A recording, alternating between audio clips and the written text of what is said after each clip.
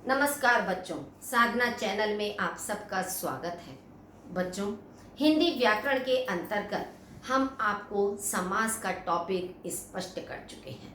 उम्मीद करती हूँ कि यह विषय आपको अच्छी प्रकार से समझ आ गया होगा, स्पष्ट हो गया होगा। आज हमने उसे और अच्छी तरह से स्पष्ट करने के लिए या जिससे आपको और अच्छी तरह से समझ में आ जाए, हमने कुछ बहुविकल्पी प्रश्नों का निर्माण किया है, जिन्हें हम आपके सामने प्रस्तुत कर रहे हैं। फिर से उनके माध्यम से समझाने की कोशिश कर रहे हैं ताकि आप अपने जीवन में कभी भी समास के विषय को भूल ही ना सकें। तो ध्यान से आप देखिए सामने। फर्स्ट क्वेश्चन आपका है, किस समास के समस्त पद में कारकीय विभक्तियों का लोप होता है? कारकीय विभक्ति, ये हमने कारक आपको बताए थे किस भेद के अंतर्गत, कि कर्म कारक से लेकर सप्तमी विभक्ति तक के प्रसर्गों का, कारकों का जिसमें लोप होता है। कौन सा समास था वो आपका? तत्पुरुष समास था, दूसरा भेद। तो इसलिए ना तो आपका कर्मधारय हो सकता है, क्यों? क्योंकि कर्मधारय में तो विशेषण विशेष्य, उपमेय उपमान या उपमान उपमेय होता है, तो इसमें कारकीय विभक्तियां नहीं होती हैं। कारकीय विभक्तियां केवल तत्पुरुष समास में होती हैं। द्विगु समास में संख्यावाची होता है प्रथम पद, अव्यय भाव में अव्यय होता है जो आपके उपसर्ग होते हैं। तो इसलिए ये कारक शब्द से ही आपको तुरंत समझ जाना चाहिए कि कारक शब्द की विभक्ति का लोप हमारा तत्पुरुष समास के अंतर्गत ही होता है। सेकंड है पीतांबर। जैसे दो दो भेदों वाले समासिक पदों में समास का भेद निश्चित होता है। क्यों? दो भेद से क्या तात्पर्य है कि पीतांबर शब्द हमारा दो समास के भेदों में आ सकता है। किस किस में आ सकता है? कर्मधारय में भी आ सकता है और बहुव्रीहि में भी आ सकता है। क्यों? क्योंकि अगर हमने पीतांबर का विग्रह किया पीला वस्त्र, तो ये हमारा बन गया कर्मधारय समास। पीला विशेषण हो गया, अंबर हमारा विशेष्य हो गया। पीला है वस्त्र जिसका अर्थात श्री कृष्ण, तब ये हमारा बहुव्रीहि समास बन जाएगा। तो इसीलिए कहा है दो दो भेदों वाले। अब किसके आधार पर होगा इसका समास? समास विग्रह के आधार पर। मैंने भी आपको स्पष्ट किया था कि हम जैसा विग्रह करेंगे उसी के आधार पर समास का भेद होगा। अगर हमने पीला वस्त्र केवल विग्रह किया तो वो कर्मधारय, और पीला है वस्त्र जिसका अर्थात कृष्ण किया तो बहुव्रीहि समास। तो यानी कि विग्रह के आधार पर ही समास का भेद निश्चित होता है, समस्त पद के आधार पर नहीं होता है। समस्त पद तो आपका पीतांबर हो गया, इससे तो समास का भेद आपका स्पष्ट नहीं हो रहा है। ना ही पूर्व पद के आधार पर कि केवल पीत आपने पूर्व पद ले लिया, उससे आपका स्पष्ट नहीं हो रहा है। उत्तर पद आपका अंबर हो गया, इससे भी आपका समास का भेद नहीं स्पष्ट हो रहा है। तो यानी कि विग्रह के आधार पर ही आपका पीतांबर स्पष्ट हो रहा है। अब है आपका थर्ड, समास के भेद। समास के कितने भेद होते हैं? 4, 5, 6 या 7। ये तो एक जनरल सरल चीज है आपकी कि समास के 6 भेद होते हैं आपके। अव्यय भाव, तत्पुरुष समास, द्विगु समास, कर्मधारय समास, बहुव्रीहि समास और द्वंद्व समास, 6 भेद होते हैं। तो इसलिए हमारा उसका आंसर होगा 6। जिस समास में पूर्व पद प्रधान होता है वह समास होता है। केवल ये चीज आपकी दो समास में अधिकांश आई थी। एक समास में आपका पूर्व पद प्रधान था और एक समास में आपका उत्तर पद प्रधान था। तो आपको ये ध्यान रखना है कि पूर्व पद किस में प्रधान है और उत्तर पद किस में प्रधान है। तो कर्मधारय में तो आपके पूर्व पद और उत्तर पद में प्रधानता का कोई मतलब ही नहीं था, वहां तो विशेषण विशेष्य उपमेय उपमान था। तत्पुरुष है, इसमें आपका उत्तर पद प्रधान था, पूर्व पद आपका गौण या सामान्य था। तो ये आपका गलत हो गया। क्यों? क्योंकि यहाँ पर पूर्व पद पूछा है। बहुव्रीहि में ना पूर्व पद प्रधान होता है ना उत्तर पद प्रधान होता है। तो आप देखेंगे कर्मधारय बहुव्रीहि तो वैसे ही आपके रॉन्ग हो गए दोनों। बचे आपके सामने दो कंफ्यूजन वाले कि किसमें हमारा पूर्व पद था, किसमें उत्तर पद था। तो ये चीज आपको ध्यान में रखनी है कि अव्ययी भाव समास में ही पूर्व पद प्रधान होता है, तत्पुरुष समास में उत्तर पद प्रधान होता है। तत्पुरुष समास का उदाहरण है त्रिभुज। त्रिभुज का मतलब हो गया 3 भुजाएं, 3 भुजाओं का समूह। कमल नयन, कमल के समान नयन। शरणागत, शरण में आया हुआ। लंबोदर, लंबा उदर। अब आप देखिए त्रिभुज में त्रि संख्या है, तो ये द्विगु समास का उदाहरण हो गया। कमल नयन, कमल के समान नयन, ये उपमान उपमेय हो गया, ये कर्मधारय का आपका उदाहरण हो गया। लंबोदर, ये भी आपका कर्मधारय का है, लंबा उदर, विशेषण विशेषण हो गया। तो केवल मात्र आपका बचता है ग, यानी कि शरण में आया हुआ अधिकरण तत्पुरुष समास में आपका कारक चिन्ह या विभक्ति चिन्ह स्पष्ट हो रहा है। जिस समास में उत्तर पद प्रधान होता है वह समास होता है। जैसा कि अभी हमने आपका ऊपर भी स्पष्ट किया था, कर्मधारय नहीं है तत्पुरुष, क्योंकि यही आपको हमने स्पष्ट कर दिया था कि तत्पुरुष समास में उत्तर पद प्रधान होता है और जबकि अव्ययी भाव समास में आपका पूर्व पद समास होता है। सेवेंथ है आपका जलवायु। जलवायु में कौन सा समास है? अब आप देखेंगे जलवायु द्विगु समास। द्विगु समास क्या हो सकता है इसमें?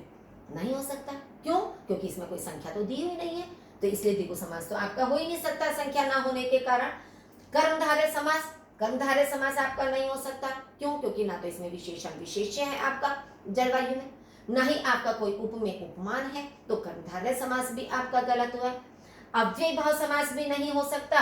क्यों? क्योंकि इसमें जल कोई अव्यय नहीं है आपका, पानी किसी अव्यय का प्रयोग नहीं हुआ, तो स्वाभाविक ही हमारा द्वंद्व समास, यानी कि जल और वायु। अब आप देखेंगे कि जलवायु में यहाँ आपका योजक चिन्ह नहीं प्रयुक्त हुआ है। वहां हमने आपसे कहा था कि अधिकांश पदों में आपका योजक चिन्ह का प्रयोग होता है, लेकिन कभी कभी जब हम दो पदों को बिल्कुल मिलाकर एक साथ लिखते हैं तब वहां योजक चिन्ह का प्रयोग नहीं होता है।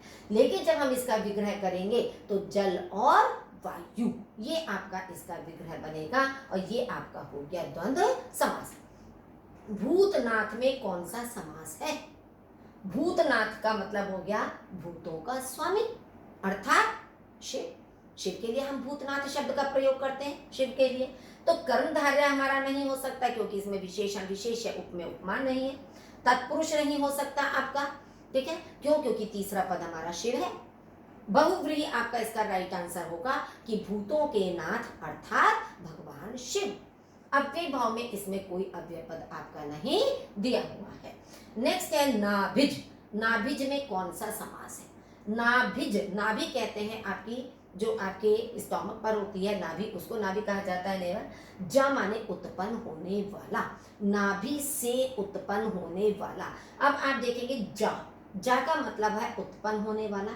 जैसे आप करते हैं ना जलज, जलज का मतलब हो गया जल में उत्पन्न होने वाला, यानी कि कमल।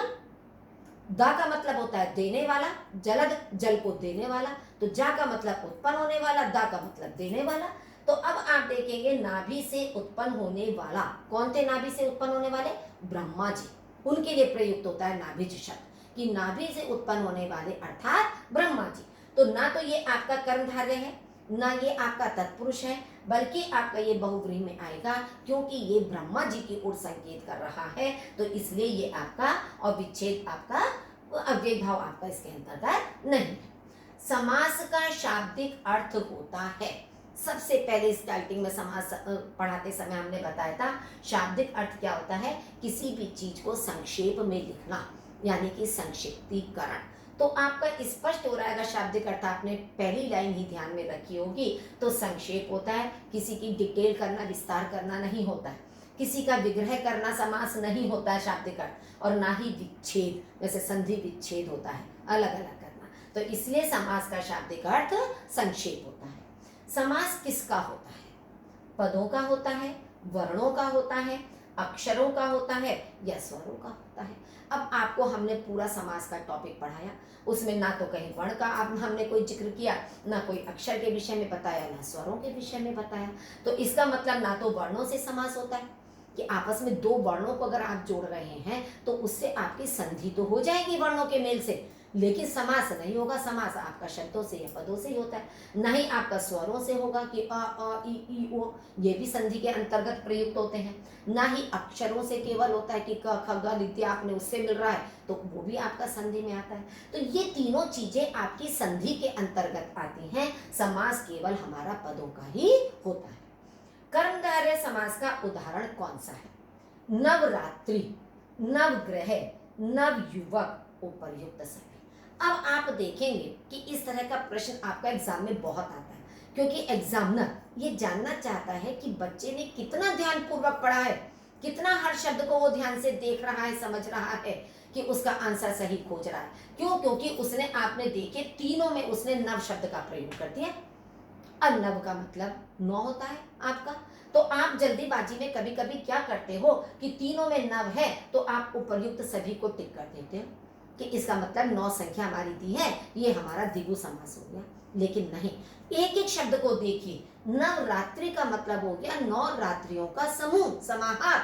जो हमारे नवरात्रि होते हैं, चैत्र में भी आपके आते हैं, कुआर में भी आते हैं, जिनमें 9 देवियों के व्रत रखे जाते हैं, वो नवरात्रि कहलाते हैं।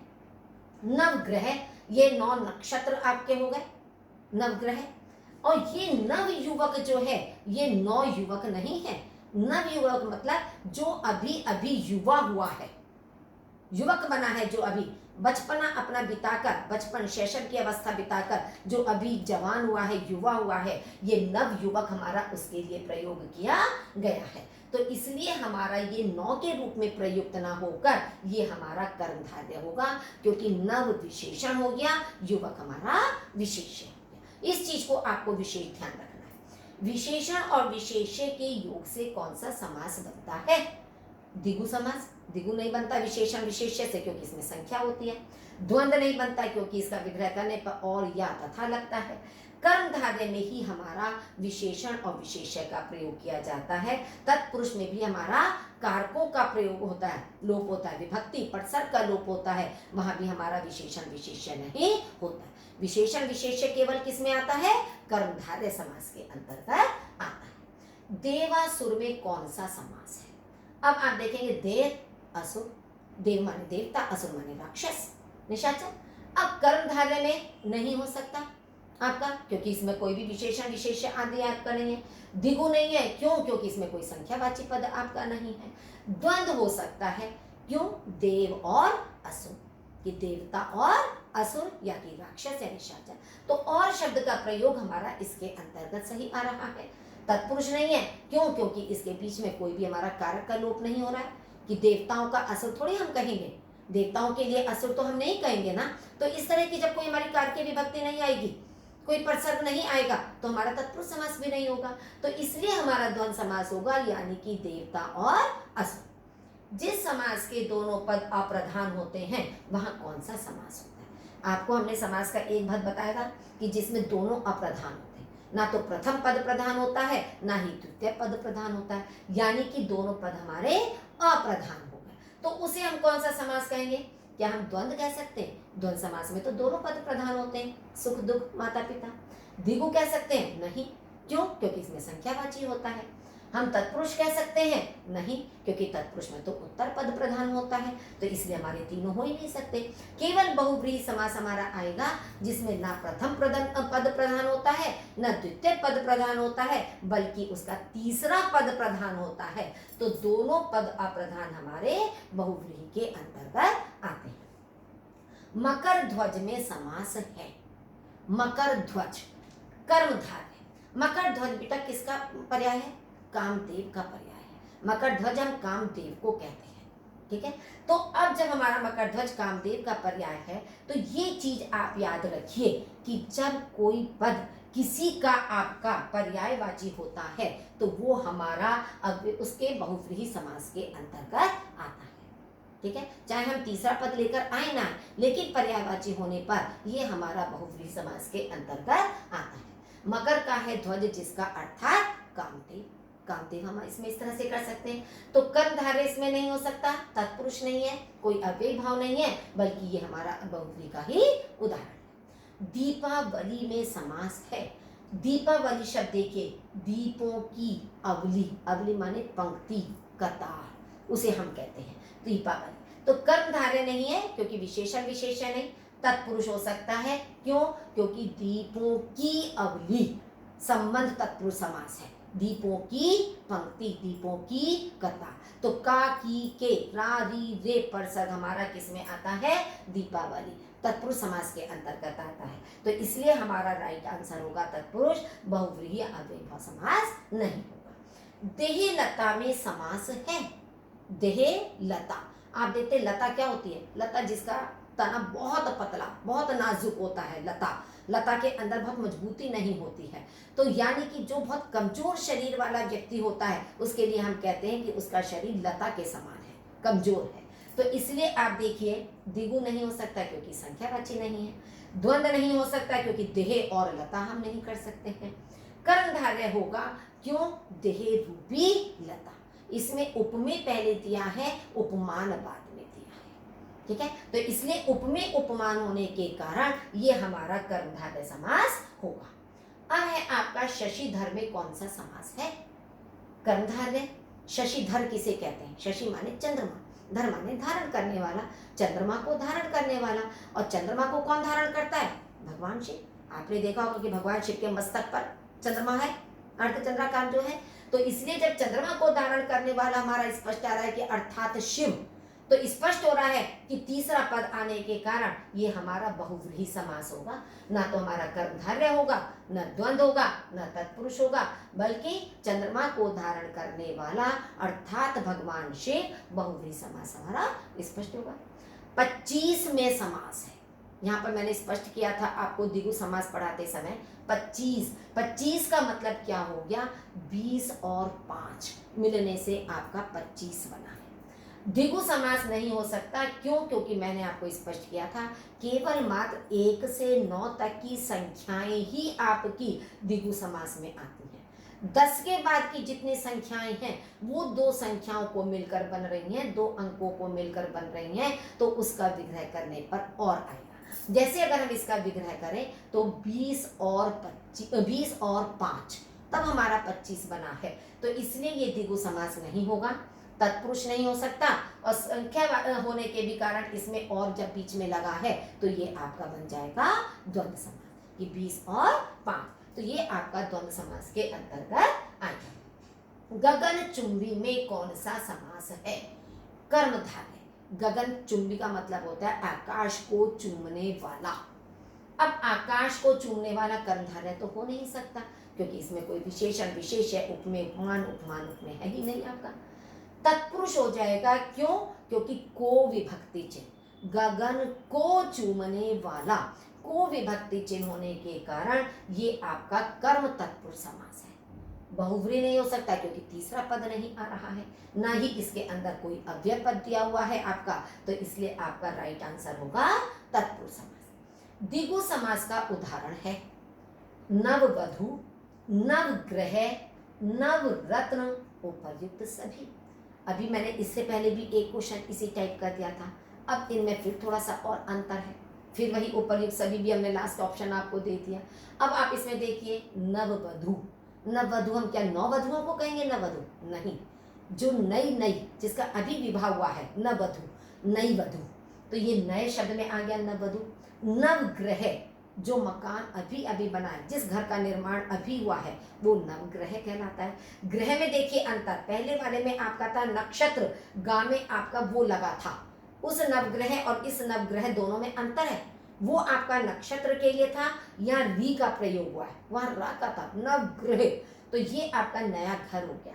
नवरत्न, 9 रत्न, यहाँ आपका 9 रत्न के रूप में प्रयोग हुआ है, इसलिए ये आपका द्विगु समास का उदाहरण। ये दोनों नए के सेंस में है, केवल मात्र ये आपका 9 संख्या को प्रदर्शित कर रहा है। मुख दर्शन में कौन सा समास है? मुख दर्शन यानी कि मुख का दर्शन।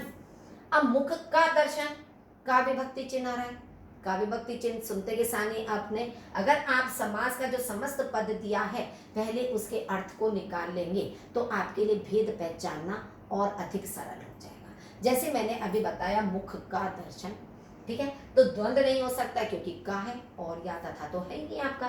तत्पुरुष समास, क्योंकि का की के रा री रे संबंध तत्पुरुष समास के अंतर्गत आता है, तो ये आपका कौन सा हो जाएगा?